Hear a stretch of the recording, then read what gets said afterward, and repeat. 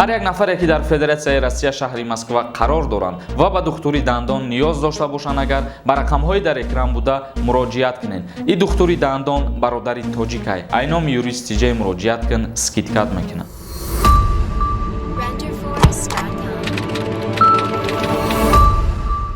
ассалому алайкум ба ҳама тамошобинони барномаҳои Сорбон Сафаров. ҳар нафаре мехоҳад канали юристи ҷайра дастгирӣ кунад. Силкае ки дар комментария закрепит кардагиай бидроем ба промокоди юристи ҷай регистратсия кунен ва соҳиби бонус мегардин. агар касе мехоҳад соҳиби 10 сомонӣ бигарда, номерои телеграм дар описанияи видео мондагиай ҳамун номерода бинависен. хоҳиш мекунам ун номерода занг назанен.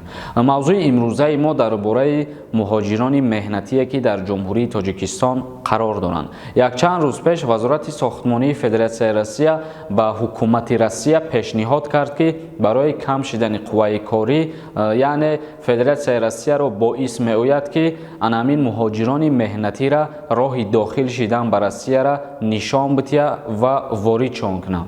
ва хушбахтона сафири ҷумҳурии Тоҷикистон Имомуддин Саторзода дар Федератсияи Россия дар ин бобат гуфтугӯ карданд. ҳозир мо мехонем ва баъдан боз ба шумо фаҳмондадиҳӣ мекунем ки чӣ гуфта шудагӣ ҳастае дар инҷа. чунки баъзан нафарҳое ҳастае ки мақсад чизи китобиро хушрӯ намефаҳманд, яъне нусхае ки дар китоб меояд. ба чӣ хотир мо ҳамин барномаҳоро ба лаҳҷаи кӯчагӣ гап мезанем? ба хотире ки китобӣ ба одамҳо бисёр шуда душворфаҳманд. ба ҳамин хотир мо мехонем ва боз таҳлил мекунем. бо диққат гӯш кунед. Тоҷикистон пешниҳоди вазорати сохтмони Русия дар бораи ташкили вуруди содаи муҳоҷирони меҳнатӣ бо ихтисосҳои сохтмониро дастгирӣ кард. Имомуддин Саторов, сафири Тоҷикистон дар Москва, бо изҳори ҷонибдорӣ аз вуруди содаи муҳоҷирони меҳнатӣ таъкид кард ки ҳама аз бастани марзҳо азият мекашанд. дар замони беморӣ бояд роҳҳои ҳалли ғайриоддию нодир пайдо кард, чунки ин равандро ба таърих андохтан мумкин аст. пешниҳоди вазорати сохтмони Русия ки ширкатҳои ниёзманд ба муҳоҷирони меҳнатӣ метавонанд масъулияти таъмини кор, манзил ва интиқоли муҳоҷирони меҳнатӣ аз кишварҳои моро ба дӯш гиранд, яке аз чунин роҳҳои ҳал мебошад, гуфтааст Саторов дар суҳбат бо РИА Новости.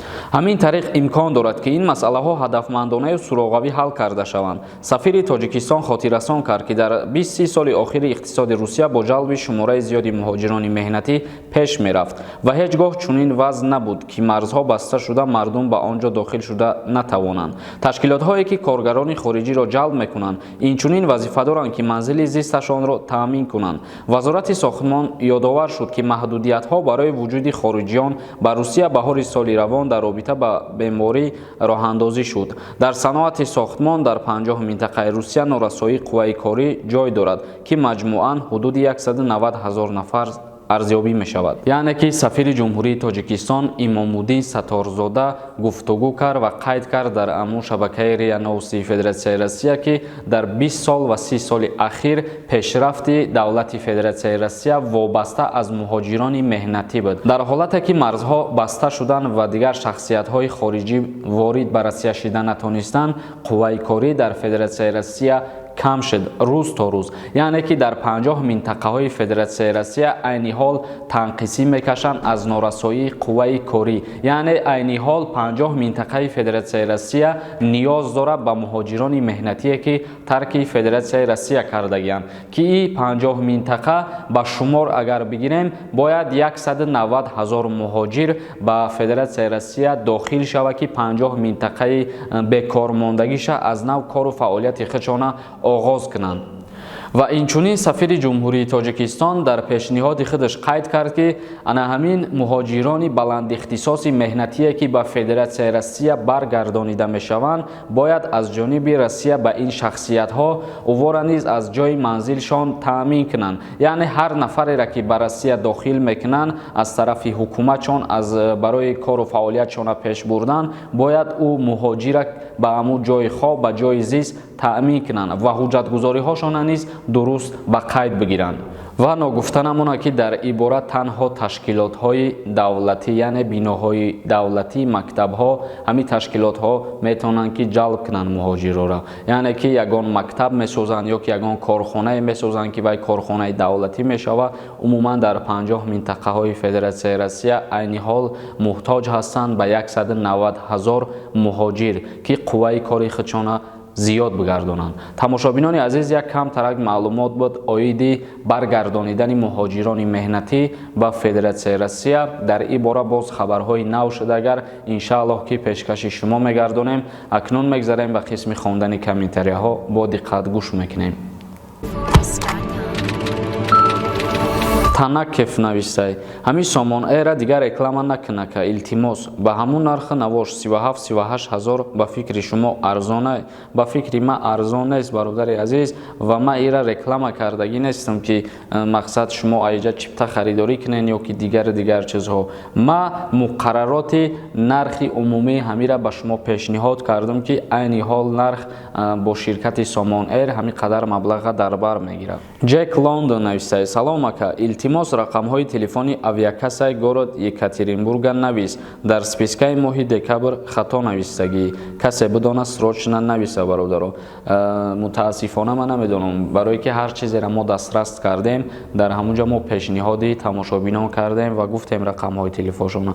агар ки аму рақамҳои телефоншон нодуруст боша, мутаассифона ман дигар рақамшона намедонам. Паншер ТВ нависай: салом бародар, мешавад ки через бе ягон монеа вориди Тоҷикистон шавем? албатта мешавад. аз Федератсияи Россия айни ҳол ба ҷумҳурии Тоҷикистон ягон душворӣ ва ягон монеагӣ надорад. Миша навистай: брат, ай Тоҷикистон ба заграни тоҷикӣ Москва омадестанд. ҳамин роста ё ки не? якчанд кас омадай? намедонам, якчанд кас мумкин ки ғайриқонунӣ ба ягон сарҳади дигар гузаштагӣ бошанд, вале шаҳрвандое ки ғайр аз шаҳрвандии тоҷикӣ дигар ягон асос, ягон ҳуҷҷат надоранд барои Россия ворид шидан, вайҳо мутаассифона наметавонанд рафта. Алишер Бозоров нависай: бародар, мо бо шумоем, лекин як ҳафта пас ба мо хабарҳо мерасад. нафаҳмидем. бародари азиз, як ҳафта пас не, мо ҳар чизеро ки сари вақт дастрас мекунем, ҳар хабари нава ҳамун рӯз пешниҳоди шумо мегардонем. агар аҳамият дода бошед, мо айни ҳол тӯли чандин моҳое ки ҳар рӯз видео ба навор гирифтаву пешкаши шумо кардестем. Хайриддин навистай: ассалому алайкум акай Сорбон, як бор ҷавоб медоден хуб мешид. аз Россия справкара чӣ хел рӯӣ кардан дар кор? ба куҷои Тоҷикистон? илтимос ҷавоб битен. ба куҷои Тоҷикистон? дар ҳамун ҷое ки ҳамун одаме ки шумо ба номаш справка рӯӣ мекунед, ба ҳамун адрес, ба почта ё ки ба факс ба ному фамилияи ҳамун шахсият равон мекунед. Осмон навистай: ассалому алайкум, як савол монад, ҷавоб теа қалан. кӯдакот қатъи оилат Россияда боша, гражданствои Российской Федератсия надоранд. метавонӣ рафта падари оилат гражданство дошта боша? мутаассифона наметавонӣ.